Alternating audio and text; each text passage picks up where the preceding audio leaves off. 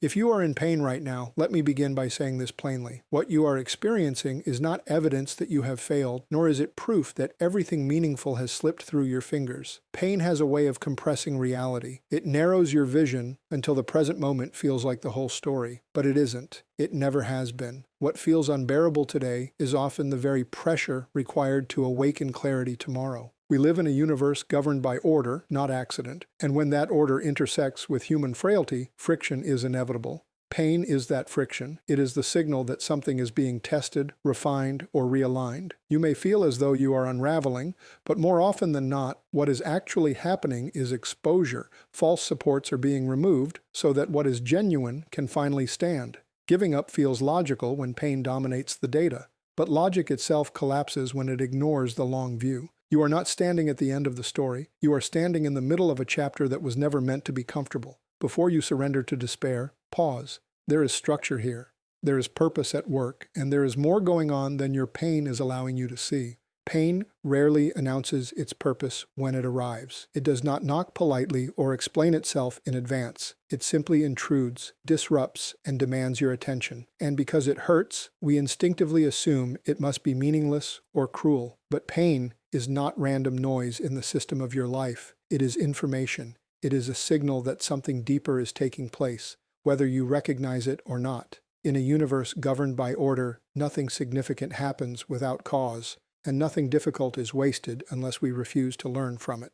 What makes pain so disorienting is that it strips away our illusion of control. We like to believe that if we plan carefully enough, work hard enough, or behave correctly enough, we can insulate ourselves from suffering. Pain shatters that assumption. It exposes how fragile our certainties really are. And yet, this exposure is not an act of destruction. It is an act of revelation. When superficial supports collapse, you finally see what you were truly leaning on. Only then can you discover whether it was strong enough to carry you. Pain often appears at moments of transition. It surfaces when old frameworks no longer fit and new ones have not yet fully formed. This is why it feels chaotic. You are between structures. The mind interprets this as danger, even though it is frequently preparation. Consider how refinement works in every meaningful process. Pressure is applied not to ruin, but to purify. Heat does not destroy what is real, it exposes what is not. In the same way, pain presses against your assumptions until only truth remains. The mistake we make is assuming that pain is proof that something has gone wrong. In many cases, it is evidence that something is finally being addressed. Long-ignored weaknesses, misaligned priorities, misplaced trust, these rarely announce themselves gently. Pain forces them into the open. It compels you to confront realities you might otherwise spend a lifetime avoiding. And while that confrontation is uncomfortable, avoidance is far more costly in the long run. There is also a temporal dimension to pain that we misunderstand. Pain feels urgent, immediate, and overwhelming because it collapses time. It convinces you that the present moment is permanent. But history, both personal and collective, demonstrates otherwise. What feels unbearable now often becomes intelligible later. Not because the pain was pleasant, but because its role becomes clear in hindsight. Pain is rarely about punishment, it is about preparation. It trains perception, it sharpens discernment, it forces questions that comfort never demands. Another reason pain feels so unbearable is that it isolates. It convinces you that you are alone in your experience, uniquely targeted by hardship. This is an illusion. Pain is universal, though its forms vary. What differs is how people interpret it. Some see pain as evidence that life is hostile and meaningless. Others recognize it as a signal that something significant is at stake. The same pressure that crushes one person can clarify another, not because of strength alone, but because of perspective. If pain were truly random, despair would be reasonable. But randomness does not produce coherence, and yet again and again coherence emerges from suffering. Lives reoriented, values clarified, purpose sharpened. None of these are accidents, they are outcomes. Pain initiates a process that comfort actively resists. Comfort dulls awareness. Pain awakens it. Comfort asks nothing. Pain demands everything. This does not mean pain is good in itself. It means pain is useful. It means it can be engaged rather than merely endured. When you stop asking, "Why is this happening to me?" and begin asking, "What is this revealing?" you shift from victimhood to participation. You move from chaos to meaning. Pain becomes a messenger rather than an enemy. So if you are in pain right now, do not rush to escape it at any cost. Do not immediately interpret it as failure or abandonment. Pause long enough to recognize that something is being shown to you. Something is being stripped away so that something more solid can remain. Pain is not the end of the story. It is the signal that the story is moving into a deeper, more consequential chapter. One where what is real finally takes precedence over what is merely comfortable. Suffering has a way of dismantling the carefully constructed illusions we rely on to navigate daily life. It removes the decorative layers we use to convince ourselves that everything is stable, predictable, and within our control. When suffering enters, it does not ask for permission. It simply exposes what was already fragile beneath the surface. This is why it feels so threatening. It is not merely painful, it is revealing. And revelation is uncomfortable because it demands honesty where we would prefer reassurance. Most of what we call security is built on assumptions that have never been tested. We assume our strength will always be there, that relationships will remain intact, that our plans will unfold as expected. Suffering interrupts these assumptions and forces us to confront the reality that much of what we trusted was provisional. This feels like loss, and in a sense it is, but it is not the loss of what is essential, it is the loss of illusion, and illusion, no matter how comforting, cannot sustain you when pressure increases. In times of ease, perception becomes dull. We stop asking hard questions because nothing is forcing us to. Suffering reawakens those questions. It sharpens awareness by removing distraction. Suddenly, what once seemed important loses its urgency, and what truly matters comes into focus. This is not accidental. Suffering compresses life down to its fundamentals. It strips away excess until only the core remains. And while that process is painful, clarity often follows. One of the most difficult truths suffering reveals is how much of our identity has been built on external validation. When approval, success, or stability disappear, we feel as though we are disappearing with them. Suffering exposes this dependency. It confronts you with the question of who you are when everything you used to measure yourself by is gone. This is a frightening question, but it is also a necessary one. An identity that cannot survive loss was never secure to begin with. Suffering also exposes misplaced trust. We discover, often too late, that we were leaning on things that were never designed to carry ultimate weight. Careers, relationships, routines, even beliefs can become substitutes for deeper foundations. When they collapse under pressure, it feels like betrayal, but in reality they are simply being revealed for what they always were, limited, temporary, and insufficient as ultimate supports.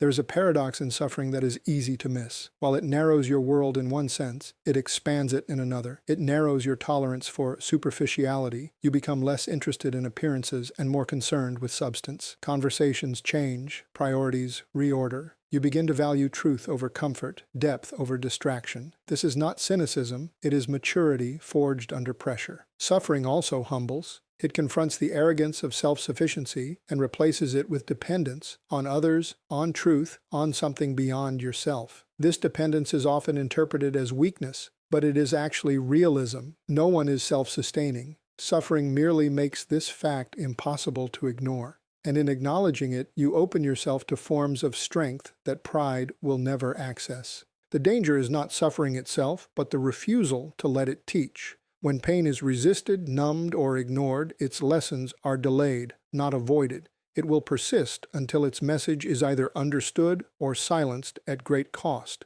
But when suffering is engaged honestly, it becomes transformative. It dismantles false confidence and replaces it with grounded understanding. If you are suffering now, you are being invited into a deeper awareness of reality.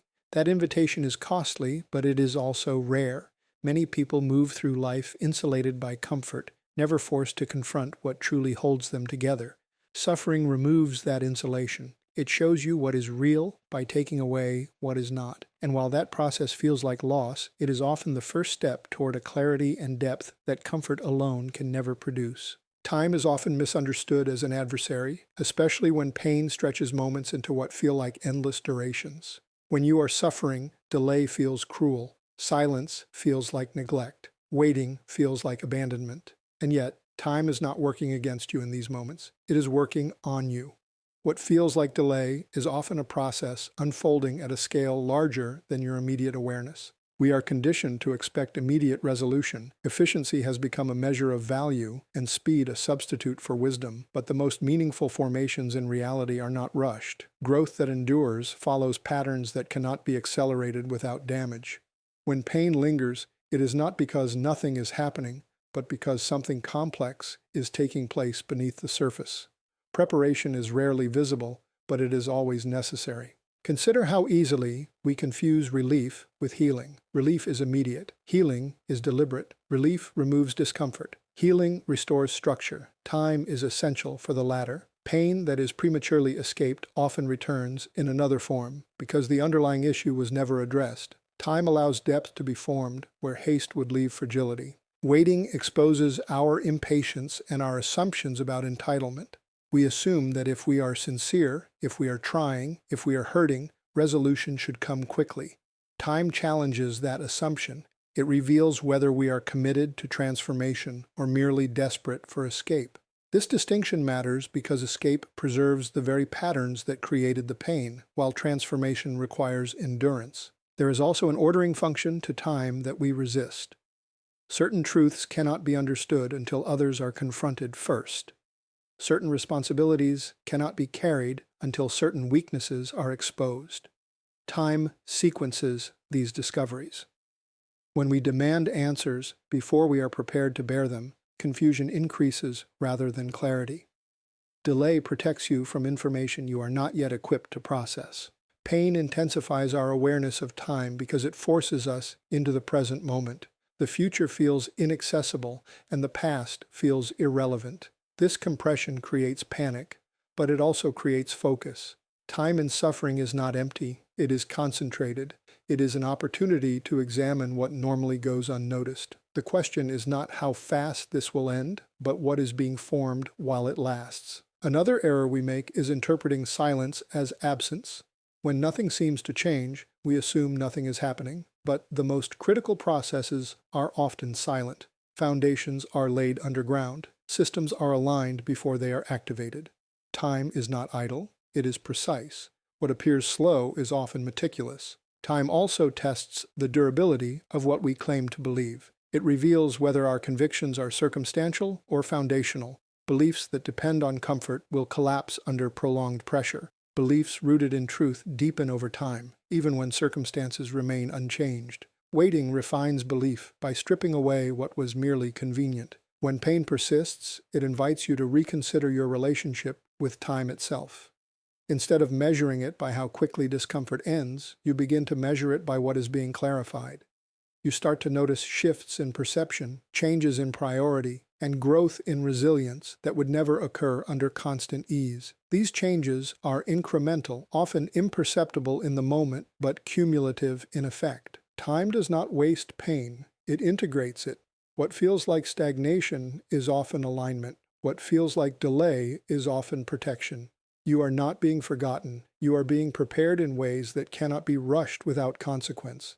The challenge is not to outrun time, but to trust its function. So, if you find yourself waiting in pain, resist the urge to conclude that nothing is happening. Something is being formed that requires duration. The story is still moving, even when you cannot see the page turning.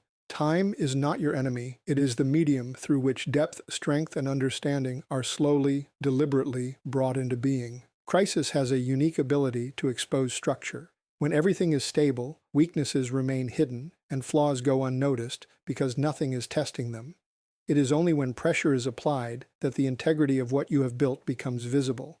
Crisis is not arbitrary chaos, it is a stress test. It reveals what can bear weight and what was never designed to last. Much of what we construct our lives upon is assembled for convenience rather than durability. We adopt beliefs because they are popular, routines because they are familiar, and values because they are rewarded. These structures function adequately in calm conditions, but they were never meant to endure upheaval. Crisis strips away the appearance of stability and forces reality to assert itself. What remains after the shaking is what was always real. The discomfort of crisis lies in its exposure. It removes the ability to pretend, excuses collapse, distractions fail. You are confronted with the consequences of what you have prioritized and what you have neglected. This confrontation feels harsh, but it is honest. And honesty, though painful, is the only ground on which something stronger can be built. Crisis also reveals the difference between appearance and substance. Many things look solid until they are tested. Confidence without depth collapses into panic. Knowledge without understanding dissolves into confusion. Relationships built on convenience fracture under strain. Crisis does not create these weaknesses, it reveals them. And revelation, while painful, is far preferable to living indefinitely within a fragile illusion. One of the most difficult aspects of crisis is the sense of loss it produces. When familiar structures fail, it feels as though everything is falling apart. But often, what is happening is not total collapse, but selective removal. What is unstable is being cleared away so that what is stable can be identified. This feels like destruction because attachment obscures discernment. We mourn what we lose without always recognizing whether it was ever capable of sustaining us. Crisis also forces reevaluation. It compels you to ask what you are truly building toward. When survival becomes the focus, superficial goals lose relevance. You begin to assess whether your efforts are aligned with something enduring or merely maintaining appearances. This reassessment is uncomfortable because it challenges long-held assumptions about success and progress, but it is also clarifying. It reorients ambition toward substance rather than scale. There is an opportunity within crisis that is easily missed. When old structures fail, space is created for new ones. But rebuilding requires intention. If you reconstruct using the same flawed designs, collapse is only postponed. Crisis invites redesign. It demands foundations that can endure future pressure. This requires humility, patience, and a willingness to learn from exposure rather than resent it. Another truth crisis reveals is interdependence. Self-sufficiency collapses under real strain. Crisis exposes the necessity of connection, counsel, and support. This is not a weakness, but a recognition of reality. No structure stands alone. Strength is distributed, not isolated. Crisis teaches this lesson decisively. What you build after crisis matters more than what you lost during it. The loss, as painful as it is, provides information. It tells you what failed and why. It shows you where assumptions replaced understanding.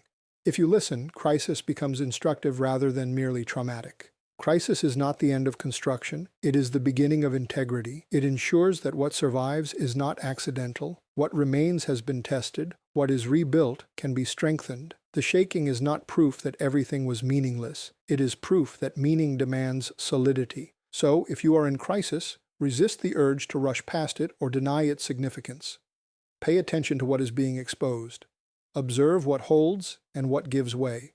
You are being shown, with brutal clarity, the difference between what merely functioned and what can truly endure. Meaning is not something we manufacture at will, nor is it something we assign retroactively to make pain feel tolerable. Meaning exists independently of our preferences, and it must be discovered rather than invented. This is why suffering feels so destabilizing.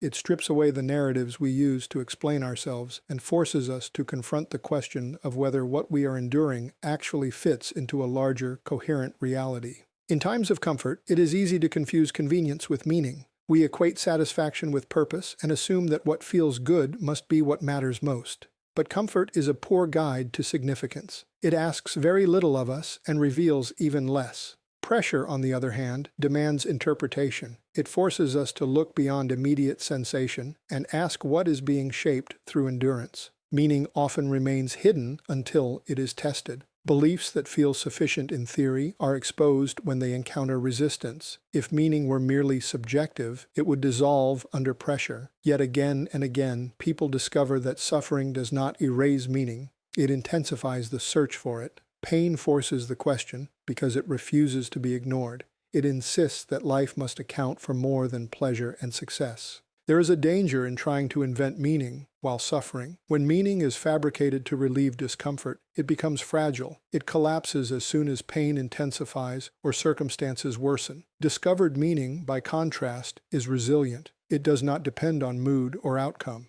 It emerges through confrontation with reality as it is, not as we wish it to be. The discovery of meaning often begins with the recognition that life is not centered on our convenience. This realization feels offensive at first.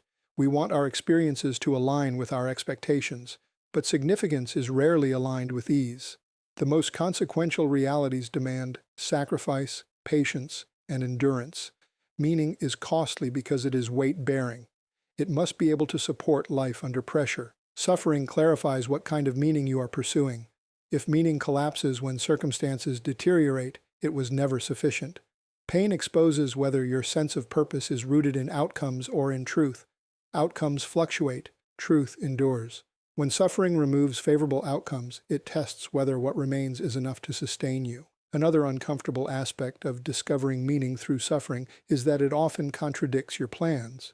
The path you imagined may be disrupted, redirected, or entirely dismantled. This feels like loss, but it is often correction. Meaning is not obligated to conform to your timeline or expectations. It unfolds according to coherence, not convenience. Discovered meaning also reframes suffering itself. Pain is no longer merely an obstacle to be eliminated, but a context through which understanding is deepened. This does not make suffering pleasant, but it makes it intelligible. Intelligibility transforms endurance. What can be understood can be endured longer than what feels arbitrary. Meaning also creates continuity across time. It connects past pain with present growth and future responsibility. Without meaning, suffering fragments experience. With meaning, suffering integrates it. The story holds together. This integration is not immediate. It often becomes visible only after sustained reflection and patience. There is also a moral dimension to meaning that suffering reveals. When pain is endured without purpose, it hardens into bitterness. When it is integrated into meaning, it refines character. It produces empathy, discernment, and responsibility. These qualities cannot be simulated.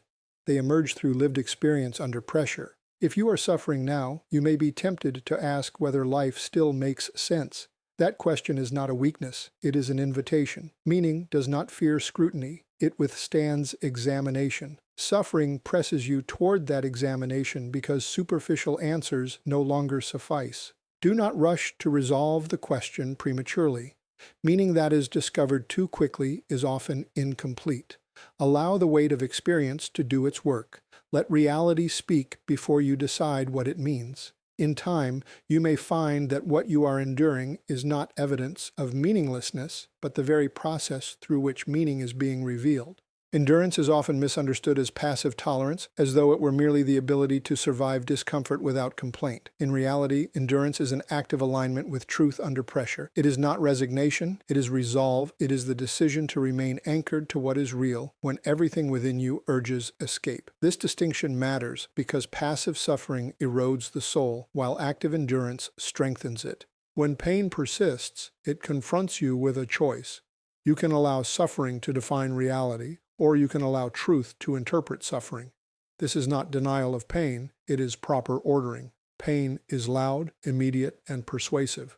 Truth is often quiet, slow, and demanding. Endurance requires attentiveness to the latter when the former is overwhelming. It means refusing to let temporary sensations override permanent realities. Active endurance involves alignment of thought, will, and action. It means choosing coherence over impulse. When circumstances deteriorate, impulse demands relief at any cost. Truth demands integrity at all costs. Endurance sides with integrity. It holds position even when reward is delayed and recognition is absent. This is not because endurance guarantees immediate improvement, but because abandoning truth guarantees eventual collapse. One of the reasons endurance feels so difficult is that it exposes internal conflict. Parts of you want relief more than resolution. Other parts know that shortcuts compromise what matters most. Endurance is the discipline of resolving that conflict in favor of what endures. It is not glamorous, it is often invisible, but it is decisive. Lives are shaped more by what people endure faithfully than by what they achieve spectacularly. Endurance also recalibrates desire. Pain has a way of clarifying what you truly want versus what you merely prefer. Preferences fade under pressure. Convictions either deepen or dissolve. Endurance strengthens conviction by forcing repeated, conscious recommitment. Each day you choose to remain aligned with truth. You reinforce that alignment. Over time, this becomes character. Another overlooked aspect of endurance is its cumulative effect. Individual moments of perseverance may seem insignificant, but they accumulate into resilience. You do not become resilient by avoiding pain, but by navigating it without abandoning what is essential. Endurance builds internal structure. It creates stability that is not dependent on circumstance. This stability cannot be borrowed or inherited. It must be formed. Endurance also guards against distortion. Prolonged suffering can warp perception, convincing you that extremes are justified and compromises are necessary. Endurance resists this distortion by maintaining proportion. It keeps you oriented toward reality rather than reaction. It prevents desperation from redefining what is acceptable. In this way, endurance is protective. It preserves you from becoming something unrecognizable in the attempt to escape pain. There is a moral courage embedded in endurance. It refuses to trade long-term integrity for short-term relief. It acknowledges that some outcomes are beyond immediate control, but that response never is. This recognition restores agency. Even when circumstances cannot be changed, alignment can be maintained. Endurance asserts that you are not powerless even when you are hurting. Endurance also creates credibility. Words spoken without suffering carry limited weight. Convictions untested by pain remain theoretical. Endurance gives substance to belief. It proves that what you claim to value is not dependent on favorable conditions. This credibility matters, not only for others, but for yourself. You begin to trust your own commitments because you have seen them survive pressure. It is important to recognize that endurance does not mean endless strain without rest or support. Alignment with truth includes recognizing limits and seeking help where appropriate. Endurance is not isolation. It is persistence without compromise. It remains honest about weakness while refusing to surrender coherence. If you are enduring pain right now, you are not merely surviving. You are actively participating in the formation of something durable. Each moment you choose truth over impulse, integrity over escape, you are strengthening a foundation that suffering cannot destroy. Endurance is not the absence of struggle. It is the presence of alignment in the midst of it.